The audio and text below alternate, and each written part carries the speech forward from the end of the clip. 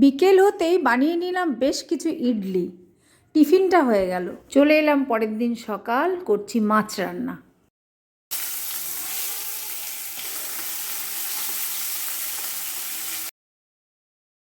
সময় কম থাকায় দুটো তরকারি দুদিকে বসিয়ে দিলাম, মাছের তরকারি আর উচ্ছের তরকারি।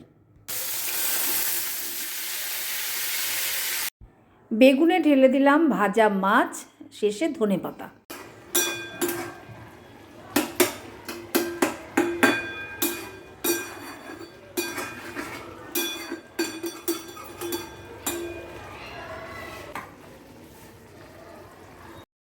বাগানে চলো, গাছে জল দিই।